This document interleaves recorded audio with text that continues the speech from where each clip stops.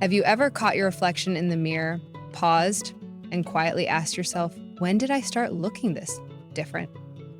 It's not necessarily the wrinkles or gray hair. It's not even the slowing pace or aching joints. It's something more elusive, something deeper.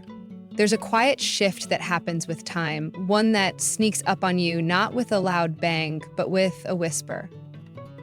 Maybe it's in the way people look at you, or rather, stop looking. Maybe conversations feel more transactional. Maybe your presence doesn't command the space like it used to.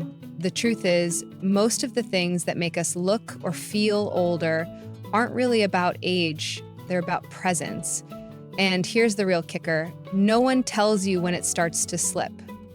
People notice, but out of politeness or discomfort, they say nothing. Instead, they silently adjust the way they interact with you, and you slowly begin to feel more invisible, less impactful. It's not your fault, and it's not inevitable. But if left unchecked, these subtle habits will make you seem older than you are, even if your health is intact and your mind is sharp. So in today's deep dive from our Elderly Reflection series, crafted with wisdom, truth, and a desire to empower, we'll reveal the first 2 of 6 overlooked habits that may be slowly chipping away at your influence, energy, and confidence. These aren't just cosmic issues. They affect how others see you, how you feel about yourself, and most importantly, how much value you continue to project into the world. Stay with me, because what you'll learn today could completely transform how you age and how others perceive your aging. If you're still with us, that means you're not someone who's willing to fade quietly into the background. And if you care about staying sharp, vibrant, and socially respected, then this space is for you. Like, subscribe, and turn on the notification bell to stay connected. We share not just surface-level tips, but deeply rooted life lessons from the elderly, from seasoned seniors who have lived, stumbled, learned, and risen again. Now, let's begin with the first quiet culprit and what you can do about it. The first aging habit that rarely gets talked about, but is often the first thing others notice, is letting your personal grooming slip. It may seem like a small thing, but the ripple effect it creates is significant. Over time, it's easy to get comfortable, to skip the usual care routine, especially when your days feel repetitive or your social circle shrinks. Maybe your clothes become more about function than style. Maybe your nails grow out, your hair looks a little untamed, or your skin becomes drier, but you don't notice it. No one says anything. But they notice. Let me tell you about someone like Marvin. He was 84, a retired teacher known for his sharp mind and even sharper appearance. But after retirement, the sharpness dulled. He stopped trimming his beard, his hair lost its shape, his shirts became repetitive and worn. His daughter noticed, so did the neighbors. But no one said a word until one day Marvin caught his own reflection while video calling his granddaughter and barely recognized the man on the screen. That night he shaved, he cut his hair, he put on a clean button-down, and everything shifted. Not just how others treated him, but how he carried himself. His back straightened, his voice lifted. The world mirrored what he projected. See, grooming is more than just vanity. It signals energy, clarity, pride.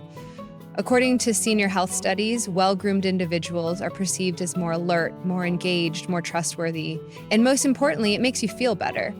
This is one of the most foundational life lessons from the elderly, that self-respect begins with how you present yourself, and that presence speaks long before you do. You don't need to spend an hour in front of the mirror.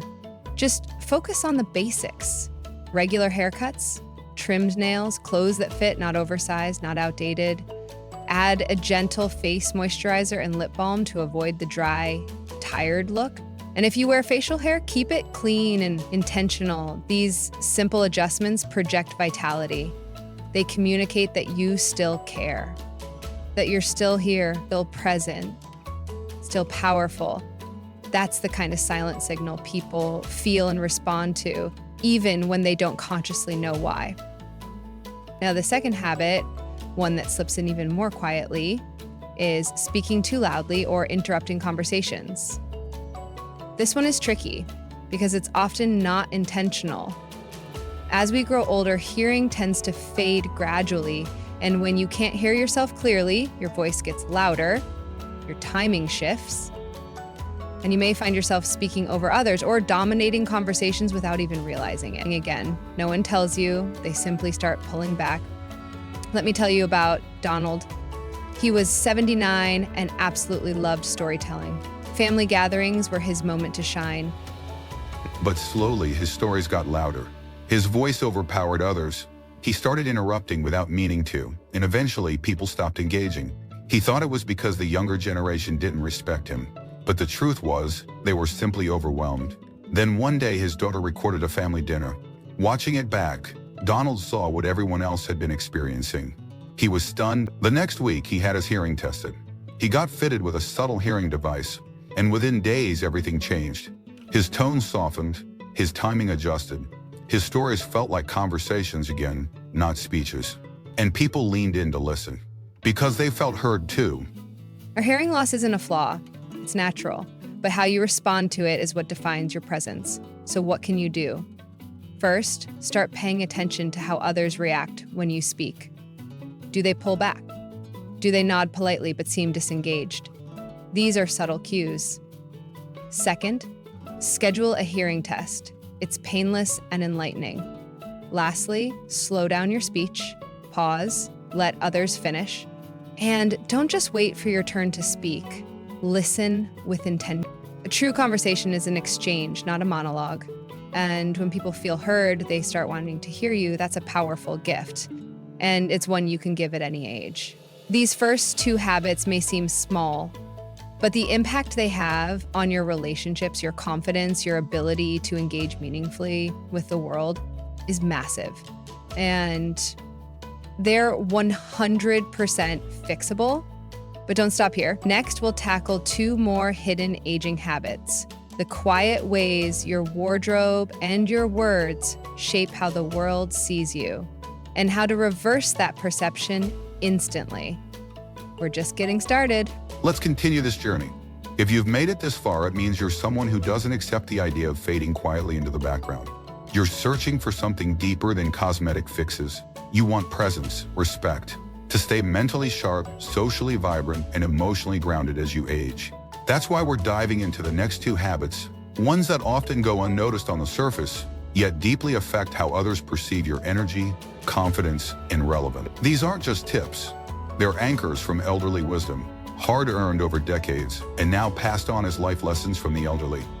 And if you stay until the end of this video, I'll share with you a quote, one that changed the way a retired Navy senior turned his entire life around at age. That quote could change yours too. So let's talk about the third silent aging habit, wearing outdated or ill-fitting clothing. Now I know what you might be thinking. Why should clothes matter so much? Isn't it what's inside that counts? And you're absolutely right. But the truth is, we live in a world where appearance shapes perception long before substance has a chance to speak. Clothes are more than fabric. They're visual cues. They say something about how much we care, how engaged we are, and how well we've adapted to change. Take Earl, for example. He was 81, a former architect who once prided himself on style and sharp suits. But over the years, comfort started winning over structure. His shirts became oversized, his pants worn and stretched, his shoes faded. Nothing too dramatic, but enough for his friends to start noticing a shift. They said nothing, but their energy changed, and so did his. He slouched more, spoke less, avoided pictures, until one day he ran into a former colleague, someone who didn't recognize him at first. That moment shook him. Earl went home, stood in front of his mirror, and asked himself a question. Is this how I want to be remembered? That week he got 3 new shirts, 2 pairs of better-fitting trousers, and a pair of leather shoes that reminded him of who he used to be. The results? Immediate. Compliments came back, so did his posture, his stride, his smile. All from changing how he dressed. Why does this happen? Because appearance impacts identity. A well-chosen outfit tells the world, and yourself, that you're still in motion, still evolving. You don't have to chase trends. You don't have to dress young. You simply need to dress present. Well-fitted doesn't mean tight. It means intentional, clean lines, coordinated colors, and fresh fabrics that say, I still care.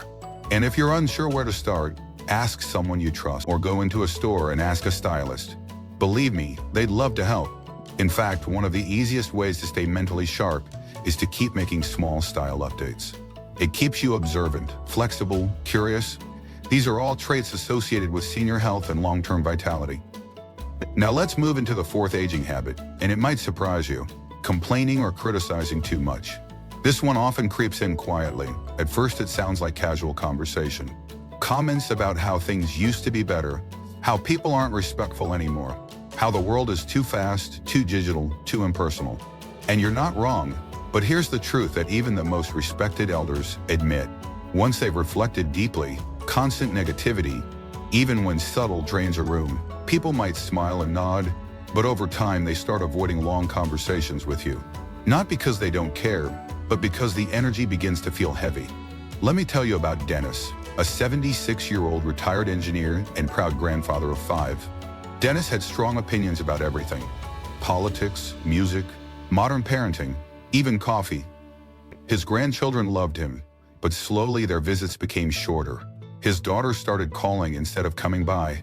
His neighbors stopped inviting him to backyard events. One day during a particularly tense dinner, his teenage granddaughter looked up and said, "Grandpa, do you even like anything?" The words stung, not because she was wrong, but because she had said out loud what he had quietly become. That night, Dennis stayed up reflecting. The next morning, he decided to make a change, not to silence his thoughts, but to balance them. From that day on, every time he felt a complaint rising, he trained himself to first express something he appreciated. Instead of "these phones are ruining kids," he'd say, "It's wild how quickly they can find information now. I still prefer paper, but they've got a superpower." The shift was subtle, but the results were massive. His grandkids lingered longer. Friends reconnected. He didn't become fake or overly positive. He became balanced, wise, and that's the key. See, one of the most underrated life lessons from the elderly is this: people are drawn to hope. Not the blind, unrealistic kind, but the kind that acknowledges life's struggles and chooses to smile anyway. Negativity might feel earned, but positivity makes you magnetic. So ask yourself, when you speak, do people lean in or do they check their phones? If you find yourself dominating conversations with criticism or complaints, try this simple shift. For every negative thought you share, pair it with a curiosity or compliment. Don't like the way kids talk now? Ask them what slang means. Don't like modern music? Ask what songs make them feel something. Shift from judgment to exploration. That's how elders become mentors instead of cautionary tales.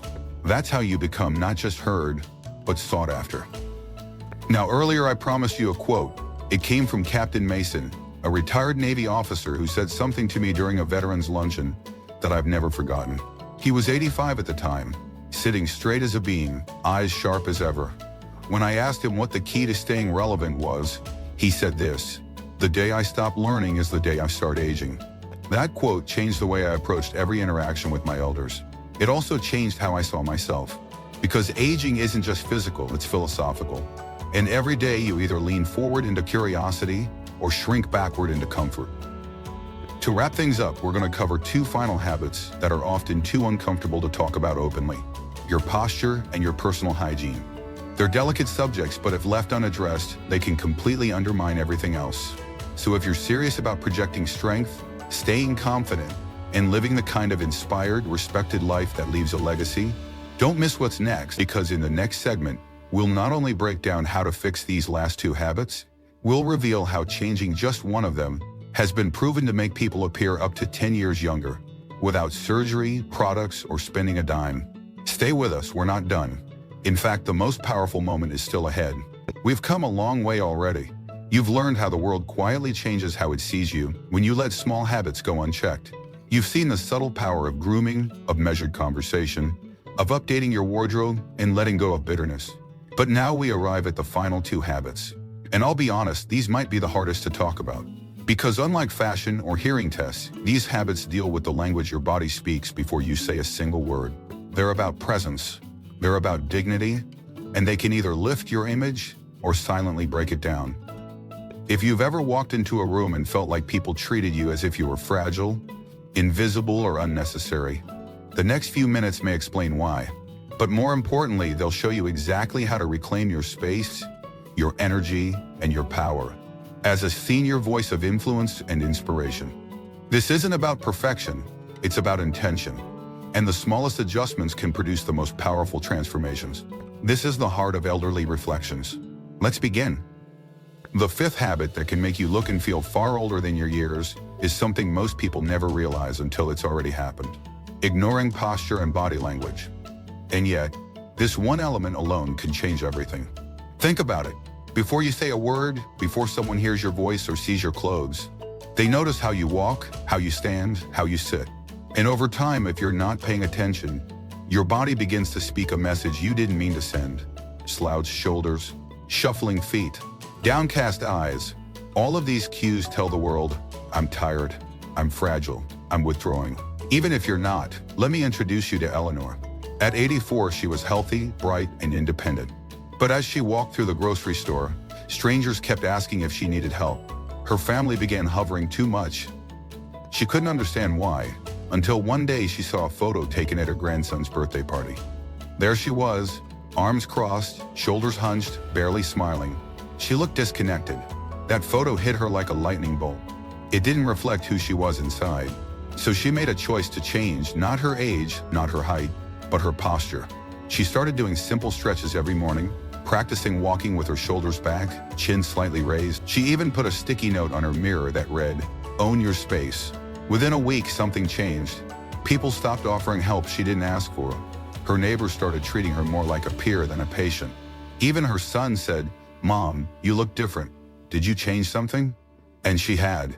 Her presence, posture isn't just physical, it's psychological. According to senior health experts, good posture can lower cortisol levels, boost confidence, and even improve memory recall. When you stand tall, people listen more closely. When you hold eye contact each morning as you stand, imagine a string gently pulling you upward from the crown of your head. Let your shoulders roll back and down. When walking, avoid dragging your feet. Step with intention. When you sit, uncross your arms and keep your chest open. And in conversation, lean forward slightly, nod, gesture softly. These changes are small, but together they make you seem more engaged, more youthful, and more alive. One of the most powerful life lessons from the elderly is that how you carry yourself shapes how others carry you in their minds. And posture is the invisible force that shapes that perception, every moment of every day. Now let's talk about the sixth and final habit. And it's the one most people are too uncomfortable to mention, but everyone notices: bad breath or body odor. Let's be honest, it's awkward. It's deeply personal, and yet it's one of the first things people pick up on in any close conversation.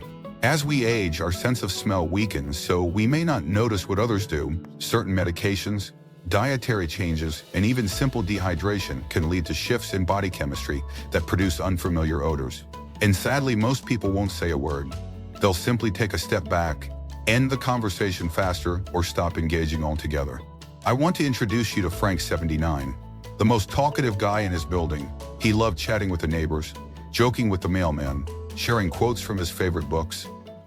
But slowly he noticed people shortening their conversations. His jokes didn't land the same. His invitations were politely declined. He blamed it on age, on time, on people changing, until one day his daughter gently pulled him aside and said, "Dad, I think it might be your breath. Please don't be upset. I just wanted to tell you because no one else will." That moment changed everything. Frank began drinking more water. He swapped out his mouthwash for an alcohol-free version. He started brushing his tongue and carrying mints. Within a week, things shifted. Conversations lasted longer. People leaned in, instead of stepping away. It wasn't just about cleanliness. It was about reclaiming dignity. You see, hygiene doesn't just protect health, it protects connection. Dry mouth is one of the biggest causes of bad breath in seniors, and it often comes from medications or simply not drinking enough fluids. Body odor too can shift because of changes in metabolism, hormone balance, or even wearing the same clothes too often. So what can you do? Hydrate, sip water throughout the day, brush and floss daily, use an alcohol-free mouthwash, keep sugar-free gum or mints on hand. Rotate your deodorants so they stay effective. Choose breathable fabrics, wash clothes, hats, scarves, and pillowcases often. Even if they don't look dirty, it's these small habits that form your aura, your signal, your scent. And you deserve to smell as fresh and vibrant as the legacy you're building. When your hygiene is on point, people lean closer, they listen longer, they feel more at ease around you, and most importantly, you feel better about you. So there you have it, 6 subtle habits that, left unaddressed, can quietly age you far more than time ever could. But here's the good news. Every single one is fixable. Personal grooming, speaking with awareness, dressing intentionally, choosing optimism over criticism, owning your posture, and maintaining fresh, healthy hygiene. These are the habits that define how you're seen, how you're remembered, and how you feel when you wake up in the morning. And let me leave you with this. Aging is not a curse. It is a crown. But a crown only shines when it's polished with purpose. That's what Elderly Reflections is all about. That's what elderly wisdom teaches us every single day. The way you live now is the legacy you leave later. So ask yourself, what will people feel when you enter a room? Discomfort or inspiration? If this video gave you even one moment of clarity, of motivation, of power, like it, share it, and leave a comment below. Tell us, which of these 6 habits are you working on first? And what life lesson from the elderly have you found most powerful in your own journey?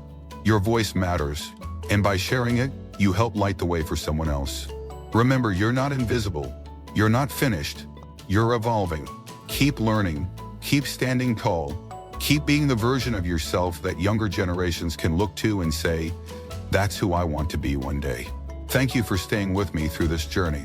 Until next time, stay strong, stay wise, and keep reflecting forward.